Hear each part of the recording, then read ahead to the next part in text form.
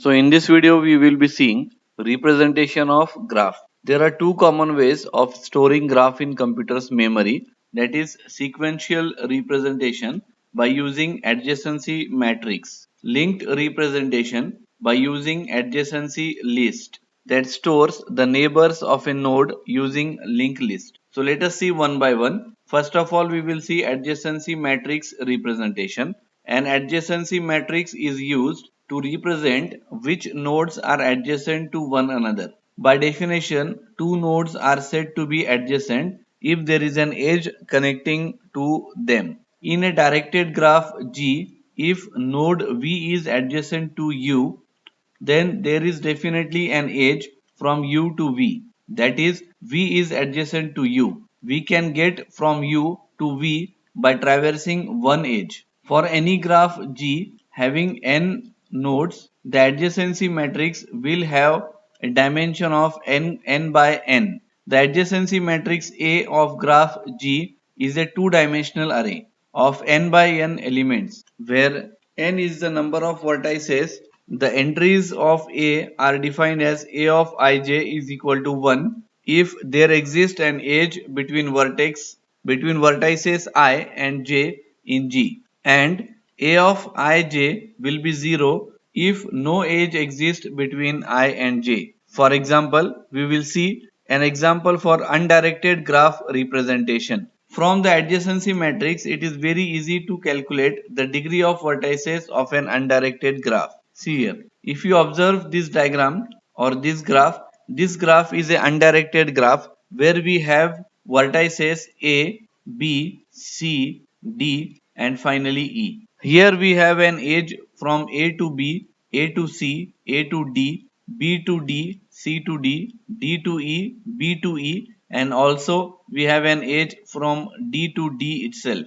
Now what we do? We will prepare a matrix like this and we will write total number of edges on left side as well as on the top. And after that we will write 0 if there is no edge from this vertex to this vertex. For example, from A to A there is no edge, hence we will write 0 here. From A to B there is an edge, hence we will write 1. From A to C there is an edge, from A to D also there is an edge, so we will write 1 here and 1 here also. From A to E there is no direct edge, hence we will write 0 here. In the same way, from B to A there is an edge. Because this is an undirected graph, there is no direction given on the edges, we will write 1 here. And from B to C there is no direct edge, hence we will write 0. Likewise, for B to C we will write 0, from B to B also 0, and B to D we have an edge, so we will write 1. B to E also there is an edge, so we will write 1. So in this way, if we represent the given graph is converted into two-dimensional array. That means we were able to represent a graph in memory with the help of two-dimensional array, or it will be called as a matrix, and hence the name is given as adjacency matrix representation. So this was very easy. Again we will move to the second part of this type of representation, that is directed graph representation. Suppose the directions are given, then the adjacency definition is a bit different, hence we have to take care of this thing also. So let us see an example to understand if the graph is directed, then what will happen. If the graph is a directed graph, then in that case the arrow will be given on the edge. Now here the same graph is there, just I have mentioned the arrow. Now what happens, in the same way we will write vertically all vertices and horizontally at the top all the vertices, and then I will observe from A to A if there is an edge. If there is no edge, then I will write 0, and from A to B if the arrow is going from A to B, then only I will write 1. From A to C if the arrow is going from A to C, then only I will write 1, and from A to D the arrow is coming, it is not going from A to D, hence I will write 0. This thing you have to remember in directed graph. And same for A to E, there is no edge and no direction, I will write 0. Can you tell me for B to A? For B to A the arrow is not coming from B the arrow is coming from A. Therefore, I have to write 0.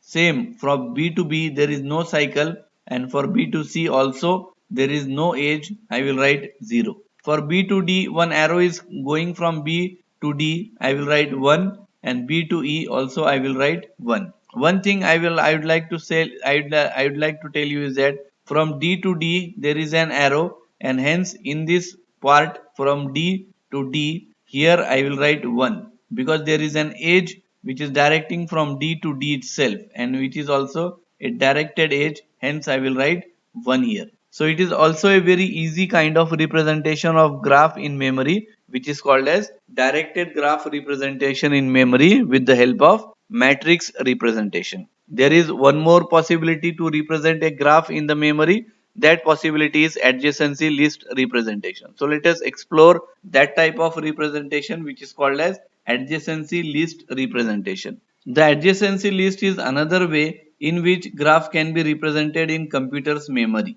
This is a linked list type of representation of a graph.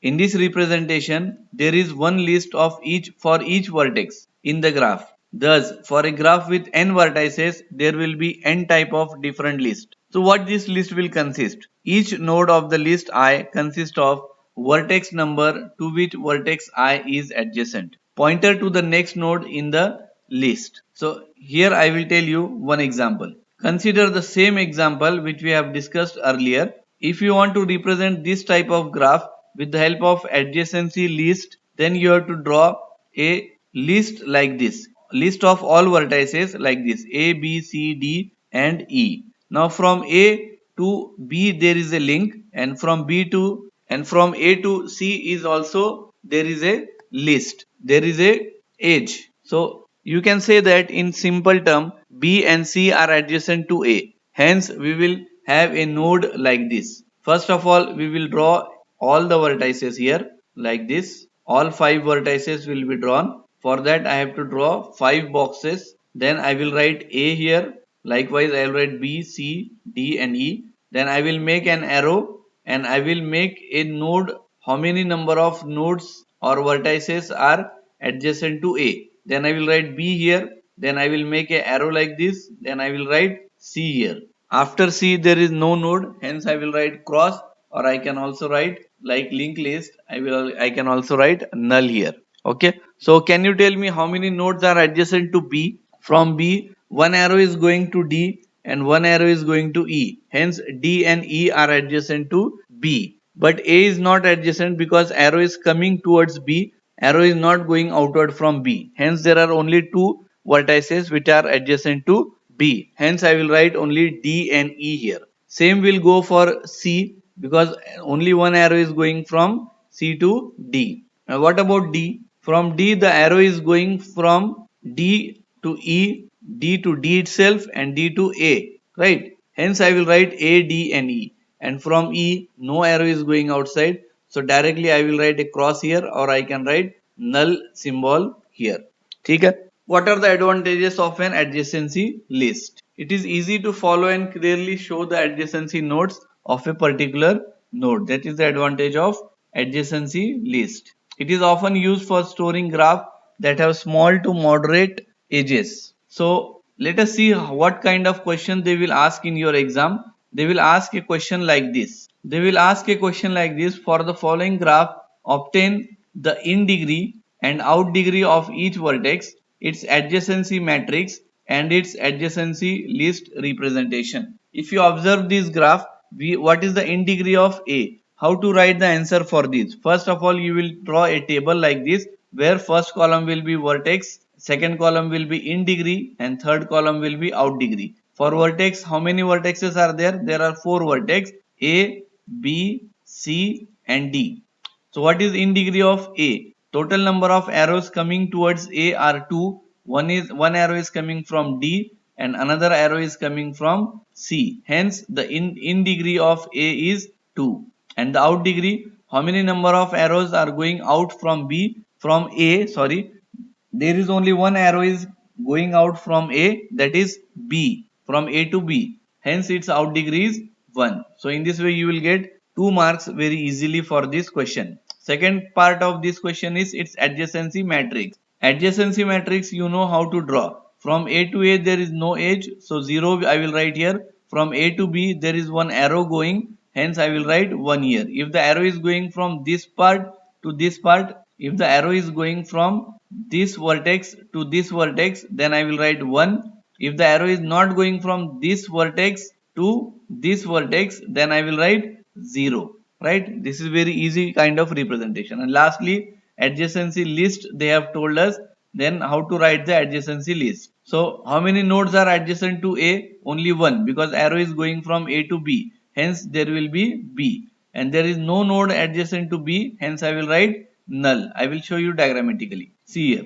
From A to B there is an arrow. Hence to A, B is adjacent. Right? Arrow is coming from D. Hence D is not adjacent to A, but A is adjacent to D. That is difference. So for example, if you observe here what I have written for C. For C, I have written here A, B, A, comma, B, comma, D. Right? Because see here in the diagram, if you see the arrows, then you will observe that from C the arrow is going to B, arrow is going to D, and arrow is going to A. Hence A, B, and D, these three are adjacent to C. So this type of list if you are drawing, then it will be called as adjacency list. And if you are drawing a diagram like this, not only you have to write the table, you will also require to draw a diagram like this. So in this way you can get 6 marks for this question.